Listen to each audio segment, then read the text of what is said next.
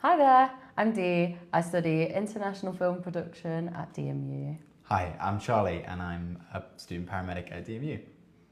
Today we're going to be talking about our experiences applying to university and using UCAS and how we went through that and the entire process. Feel free to drop any questions in the chat and we'll try our best to answer as many as possible. Yeah, we can leave tips, anything that you're nervous about, anything you're excited about, just let us know. And there will be a link to the complete university guide that we've prepared as well for you guys.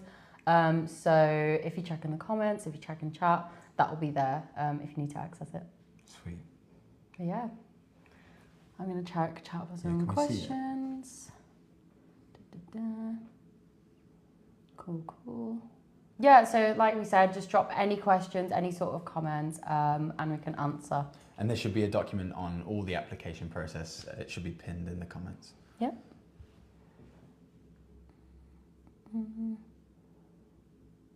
I'm going to start talking about my application process. So I started university in 2022, and a lot of people will ask, like, when did you start looking at universities and like the time period?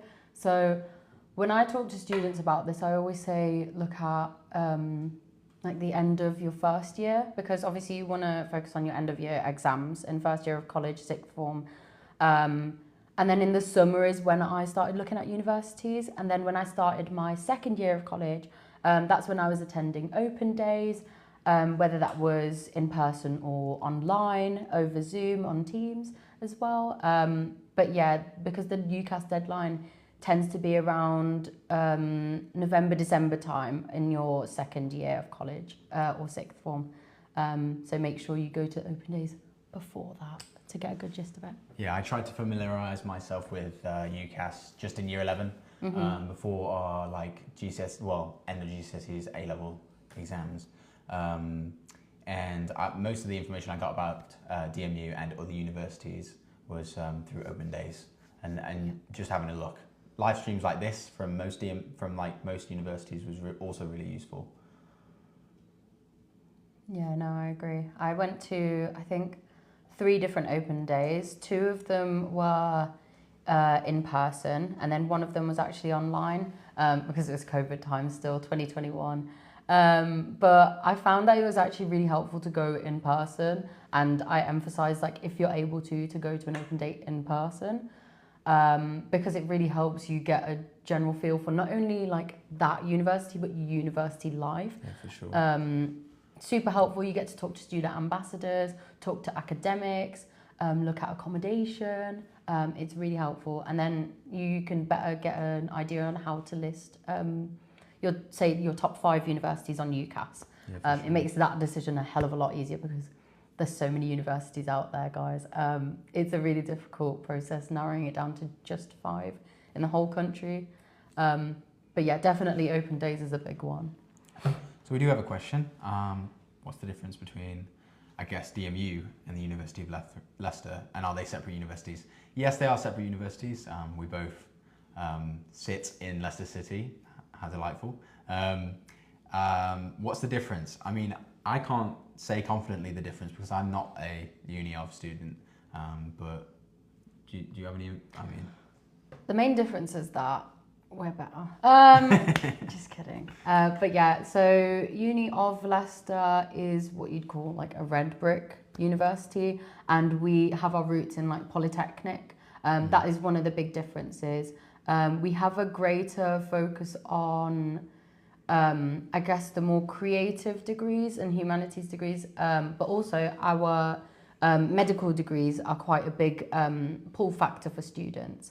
Whereas Uni of Leicester has more of a focus on, I think their English degrees are quite popular, and I'm pretty sure they do medicine as well. Yes. Whereas DMU don't do medicine, as much as we have abundant HLS courses for health and life science. For your medical degrees, that would be Uni of. Yeah. What I do is go on uni comparison websites. So if you're looking at a specific course and because there might be slight discrepancies between the two, or maybe a structure of learning that you're more accustomed to, the uni comparison websites will help you compare the two more, of course, from the name. I'm not aware if there is a footwear design course, is there? Yes, there is. Oh, there is a footwear design course. Amazing. For masters, I'm not currently sure. I'm sorry. What you'd have to do is on the DMU website, you're able to filter through courses. So if you click the 3 lines in the top right corner of the screen, you can go on courses and you're able to search through either alphabetically or like manually search. There is a footwear design undergraduate, but you'd have to check for masters because I don't know off the top of my head. Yeah.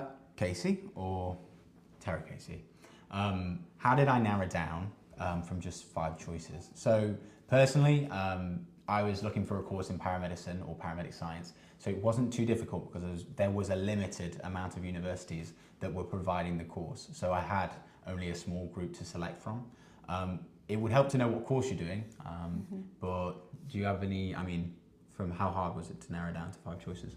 So because I did a film studies undergraduate here as well, and a lot of universities offer film and not just film studies, but film production, film making, there's all sorts of film degrees, film and media, film and drama, for example. So for me, it was, again, attending the open days and looking at the facilities and talking with the academics. That helped me make an informed decision. I applied to, I filled all 5 slots on my UCAS account, and I'll be honest, it was really difficult because, like I said, there's a lot of universities that do film, but for me, because I'm from Birmingham, the location was close enough that I can travel home frequently enough, but far enough that I get to move out and experience the student life, which is that was crucial to me. So I actually didn't really look for universities close to home because I wanted to move out and go to a different city and experience something completely new because I love change and I love, a new scene. So that was what I was particularly looking for. So I was looking for good transport links because I was like, I want to be able to travel home whenever I want to. I was looking for good nightlife, good student ratings on like Student Crowd and Student Room. Those are really good websites to check for if you're looking for student experiences and student shared experiences. But those are the main things. And also if there was accessible shopping nearby, because it's so difficult getting a food shop when you live like 30 minutes away from like, I don't know, a Tesco or a Lidl. But those are the main things I was looking at. Which one is city-based? Both, it's got to be a city-based campus. Yeah, so DMU is straight in the middle of Leicester, right in the middle. 5-minute walk to most of your accommodations, less than a 5-minute walk straight to the city centre, where all your shopping is, all your retailing is, food. It's really easy access here at DMU. Uni of, a little out of the way, still very much city, maybe a bit of a 20-minute walk towards city centre. So DMU right bang in the middle, Leicester just a bit further out. Yeah. I always say, like, whenever I do campus tours with other students, that literally everything is a 10-minute walk away. Yes. Train station's a 10-minute walk, King Power Stadium's a 10-minute walk, bus station's a 10-minute walk, sorry. Makes it a lot more accessible for students without cars and driving licenses as well. Definitely. I think I've taken the bus maybe like 3 times in my whole degree, so very, very accessible. How much independent study do you get each week? I'm part of the paramedic science course, so our lot is all HLS. It's a little different to the conventional courses because we don't get a lot of independent study time. All of our time is a lot of lecturing. So we're in most days, Monday to Friday, with the exception of Wednesday, where we're in usually 9 till 2 or 9 till 4. Wednesday's an independent study day for us. How about your course? So I am when I was on film studies, the amount of hours, like contact hours versus self-studies, I would vary module by module. And of course, this depends on like what type of module you're running. So for example, very specific, if I was doing a filmmaking module, I'd have less contact hours because I'd need more time allocated to filming and being on set and doing pre-production, production and post-production work. And then if I was doing, say, a film history module, I'd have more contact hours because a lot of it was lecturing, workshops and seminars. So at the moment on the master's course, I've got my entire year's calendar is the same. So I have only 2 days a week, and they are both 9 a.m. to 4 p.m. on a Wednesday and Thursday. And then Monday, Tuesday and Friday are allocated for self-study, and when I get to my production module, that will be days allocated for filming and production. Yeah, so it varies between course and then obviously between modules. So you'll get more contact hours, less contact hours, more independent study, less independent study. It will vary, which is great because if you want more independent hours, you'll get them, but then you'll have to, I guess, suck up a little bit.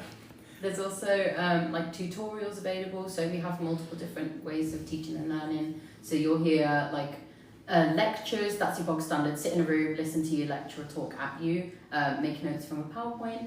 There's seminars, which are a bit more closer together. Yeah, more intimate. You get to talk with your lecturers and possibly with your peers, yeah. And then workshops, so that's more like practical sessions. So if you do anything that needs you to be hands-on, those will be allocated as workshops. And then there's tutorials, which are often one-on-one or two-on-one, depending on how many lecturers you have allocated for that module. Lots of different types of learning. Yeah, there's loads. And again, like I said, it just varies module by module how many hours you'll have for each of these types of learning sessions. Is there a pharmacy course? Yes, there's a very successful pharmacy course. From the Paris Society point of view, we collaborate with them, or are hoping to collaborate more. The pharmacy lot are very reputable. I don't know how many students they have on a cohort at the minute. I think it might be 150 yes, per cohort. Yeah. So, yeah, we do offer pharmacy at DMU. Just scrolling through the comments there, way. How is the course assessed? Exams, essays, practicals, group work? Yes, so paramedic science, we have essay modules, so written work, academic writing, level 4, 5, 6, 7 writing when you want to get to masters. Essays, a different module, sometimes coursework, so like course-based or case-based learning. We also have something called OSCEs, Objective Structured Clinical Examinations. That's when you walk into a room and are expected to treat a patient and or do a practical. So that is involved in the examination process. Anything, are you assessing it in a different way? Yeah, so with film studies, you'll find that you need to do a lot of pitching. I've heard that word like so much just today because I was in lectures earlier. But yeah, a lot of pitching, so we have to brush up on like presentation skills. So a couple of the modules, our form of assessment might be presentation in front of our lecturers in a small group maybe. But of course you won't be forced to work in front of like other people if it like intimidates you or makes you feel a bit anxious for whatever reason. But other modules, in first year I did film reviewing, so I had to submit written film reviews and audio visual, which is quite like alternative, quite fun. I've done portfolio work, reflective reports, but yeah, all of this depends on what module you're running, so it won't be like, I've never sat an exam as a film student because there's no need, sorry. There's no need, there hasn't been a need for me to sit an exam yet. But yeah, there's also like dissertation option, or for me, because I wanted to go more into film making and film production, we did a film project where we had to come up with all of our documentation as a portfolio, and then of course like the short film or the snippet from the short film that we made. Yeah. So yeah, it really just depends on which one. A range of assessment methods for everyone. Like you might not be very strong at essay work. I definitely wasn't in first year. Our library here on campus have a bunch of tutors which help you develop these academic writing skills. On the other side, you might be amazing at exams. So it gives you a good range of examination processes to shine through and or maybe work on. So it allows for those high points, definitely. Yeah, with the like different types of assessment as well, as I mentioned earlier, these tutorials, the one-on-ones and two-on-ones, you're able to discuss any like fears, anxieties with your lecturers directly, or even head of programs. If you feel as though you know, you're not prepared or you're a bit anxious about these assessments or exams, I've used them before and I find them entirely helpful, because sometimes reading through an assessment brief just fries your brain a bit. There's too many words. You just need somebody to explain it to you from a different perspective. So really, really helpful. For sure. We've gone back down. Let's have a look. You've just submitted your application. Thank you, Francesca. Well done. Applying for DMU. Hopefully it's your first choice, but we'll see. I was stuck just after my A-levels, so I finished my submissions, all my applications, on my exams, and I was stuck for what to do, because really there's no learning more to do, and I was just sat twiddling my thumbs a bit. What I had latched onto a little bit is massive online open courses, so MOOCs, really useful and can be very specific. They're free to do. All you do is go onto their website, so MOOC, and you can find a course. It's sometimes like 20 minutes long, can go to like 5-day courses on specific areas of what you're learning. Out of it, you'll get a certificate that you can use in your personal statement, your application on UCAS, and or your CV in the future. Really useful and specific learning. I did about 3 or 4 of them during my time waiting for DMU to get back to me. But that's what I was doing. Well done on submitting your application, really well done. There's also Applicants Day, and if you've got an offer from DMU or you're sort of close enough to that point, you'd be invited over to campus to get, so similar to an open day, like tours and shows of the facilities, but it's more tailored to your degree and what you've basically been accepted onto here at DMU. So if you get that email or correspondence come through, you're able to come to campus again, talk with us, and get basically a bit of a better perspective of campus. I went to an open day at DMU during my year 12, so first year of my A-levels, which was great. I had applied to DMU, and then that September, or close to that September, I went to another open day the next year, which was definitely more tailored. I could properly interact with the paramedic team, the HLS team, and get really all the questions I wanted answered. So there's no harm in going twice, and DMU definitely offer that opportunity if you're sat wondering what to do. Definitely. There's also, like you said, loads of short courses that you could do over the summer, CV building, exercises, maybe do some volunteering work to build up your CV. Really good on your CV. Yeah, definitely, because what I say to people as well, if you're able to, maybe pick up a part-time job at university, pick up like societies, join societies, clubs, groups, just basically make your CV look great over the summer. You could visit campus again, have another look. I mean, over the summer it's a little bit quiet because a lot of students do tend to travel or go home, but we're always more than happy to have you on campus and talk to you. So I don't think we've got any more questions in the comments. If you have any more specific questions about the application process and just how to get from basically not university to university, then we're more than happy to help with that.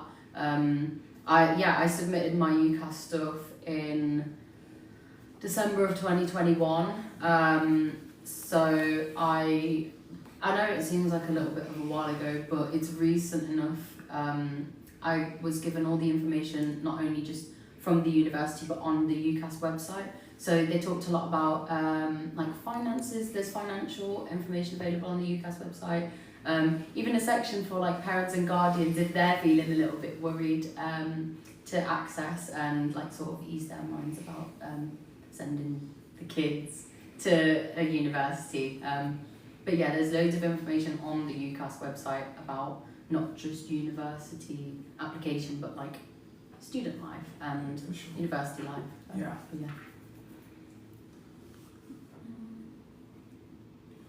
Still waiting on. We could have a look at some questions. Yeah. Can you remember applying to UCAS?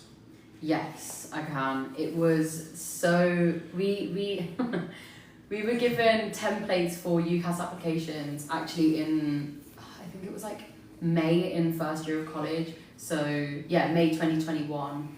And we were told to answer like questions that would appear sort of in the UCAS personal statement section or the application section. And it was quite, at first when you look at like a blank sheet with all these questions, it feels quite overwhelming. But when you like separate it into sections, so like what degree do you want to do first of all? Very simple question, but a lot of people have like a few different options when they think about university. So I was sort of toying with a couple ideas whether I wanted to do film studies or film making degree. And of course this meant that my statement had to be tailored to that decision. Yeah. But it was quite, sorry. No, you're good. It was quite smooth going from there once I figured out what I wanted to tailor the personal statement to. Yeah. The actual UCAS application part, the hardest part of it that I found was the personal statement piece. The rest of it is just filling in your own details. So all your personal details, the universities you want to apply to, like resources that you might have used, volunteering work, your work at your previous employment, and then references as well are included. So that might be a previous tutor or a teacher that could be called by UCAS or your respective university to ask about what you've done and why you'd be appropriate. Your previous employers might be useful in this section, but definitely the hardest part that I found was the personal statement writing, which is a whole thing altogether, a whole different thing. I remember being assigned a personal statement, a UCAS tutor in college, and he was amazing.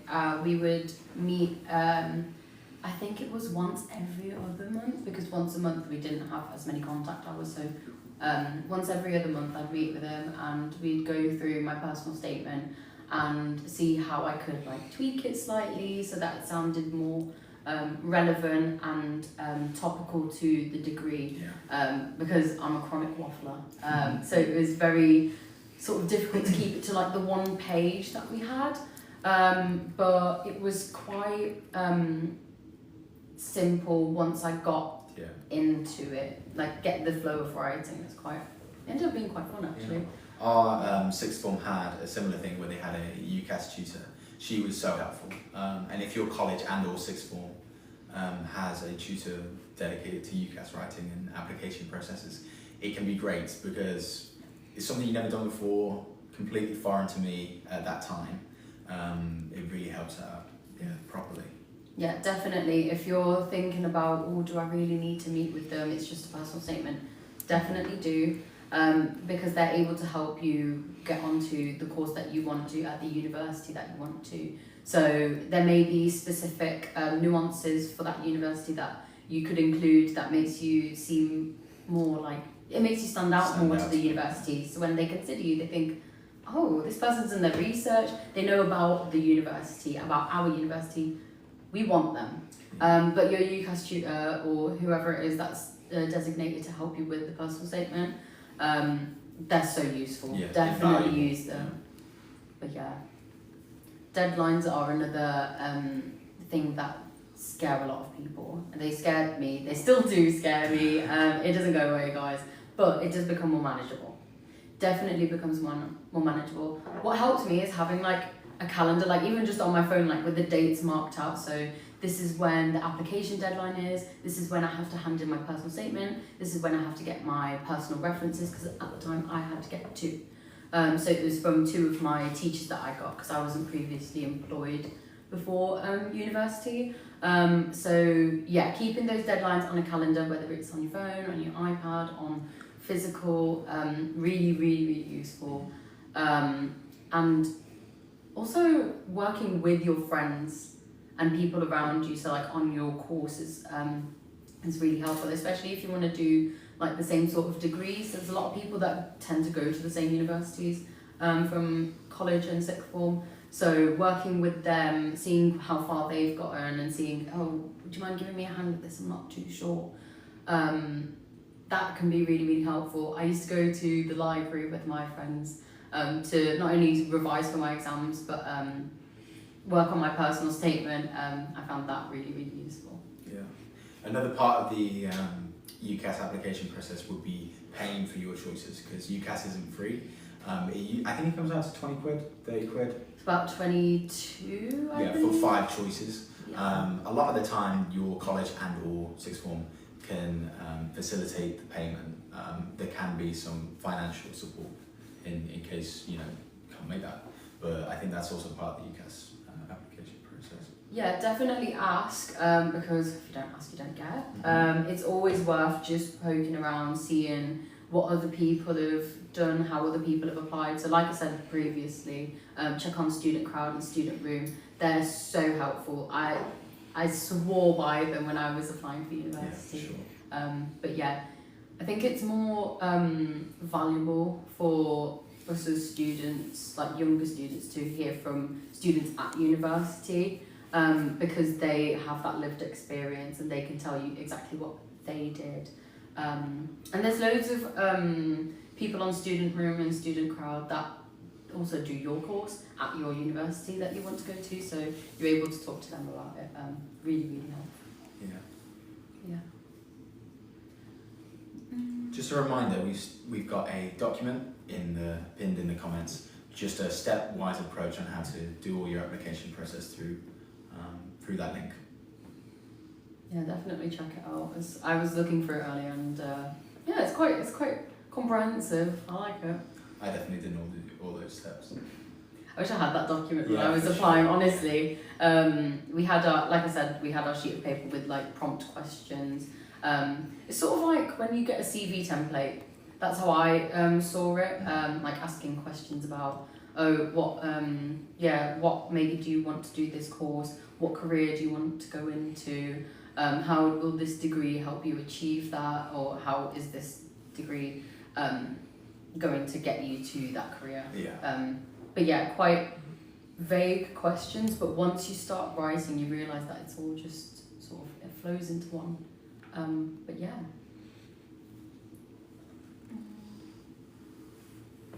Yeah, there's on the personal statement as well, like things to include.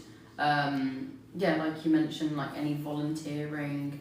I also put my hobbies. So I really like music. I love film. Of course, I have to like film as a film student. It'd be kind of concerning if I didn't. But I put everything down. I put like cooking, baking, anything that made me seem sort of like more like a person than like just something writing words. Like you know what I mean? yeah. Yeah, literally. Give me a personality. A proper opportunity.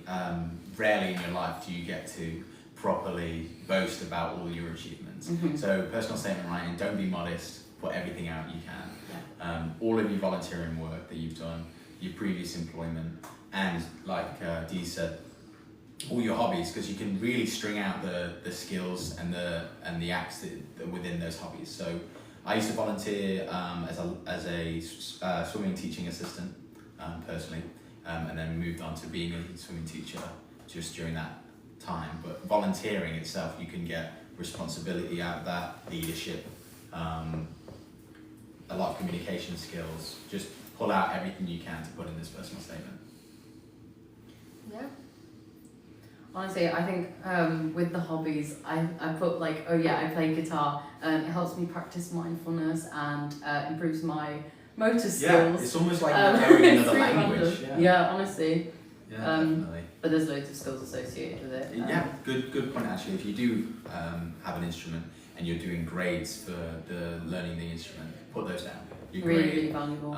they're not looked over. They are looked at. Yeah, definitely. But yeah. So our main points are: make sure you include your personality and basically you on a page when you're doing your personal statement. The application process will be a lot more simple if you think of it as an extension of you rather than you just trying to find a place to fit in. So if you find universities that are suited more to your vibe, so like I liked Leicester because it's got an avid nightlife, it's got loads of social events, not just at night but like during the day, so like social climbing, there's the Really good sixes as well. The football stadium's nearby, rugby stadium's Lots nearby. of parks to do some running. Yeah. There's a Friday morning run, really nice, up at Victoria Park. Yeah, there's loads available, but those are the main things that will inform your decision to study, hopefully at DMU.